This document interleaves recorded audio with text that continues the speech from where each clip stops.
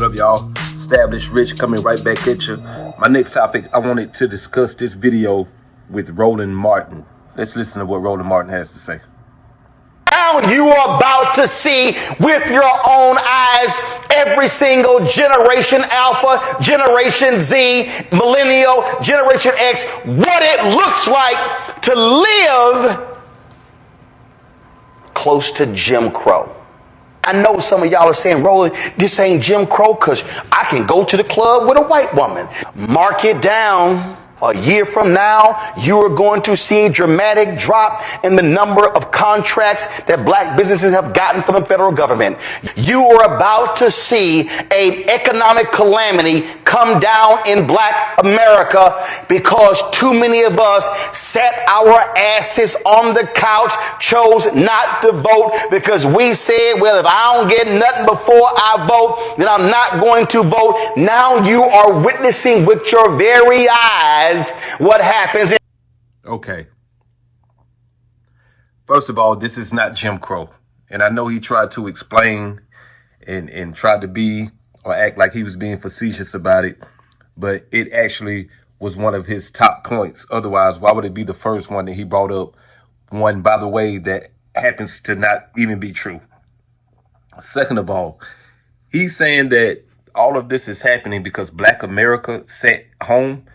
Didn't his Latino buddies vote Trump also? How is this Black America's fault? And third of all, if he thinks that nobody wanted to vote until they got something, that's not true. And he knows it's not true. He knows it's not true. Black people didn't vote or did vote Republican because they were ready for a change.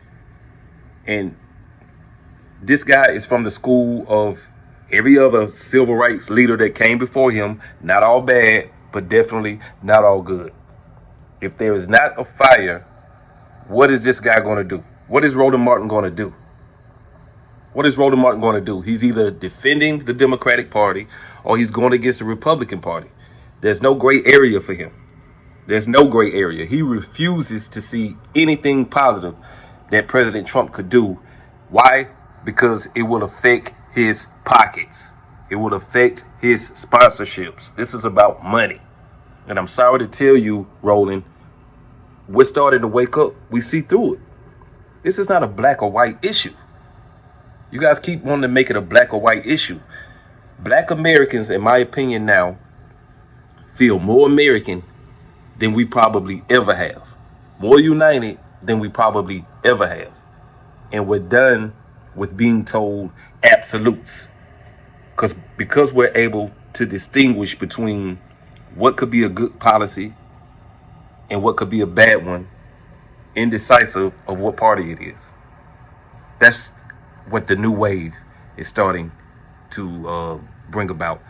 And if you saw earlier, Trump's White House press secretary said that now even influencers from social media will be invited into the White House press room to be able to ask the president questions, the press secretary questions, the Secretary of Defense questions, the borders are questions. Can you believe that's unprecedented? If you have a following and you're a regular person, you now can have access to the White House. They're not gonna talk about that because they refuse to see anything positive. And it's not about being a Trump supporter. It's not about being a Democratic supporter. What it's about is being unbiased and being able to see what's good and what's bad, irregardless of what party you support. No way that we can believe Roland Martin's opinion is unbiased. That's all I'm saying. This is Established Rich.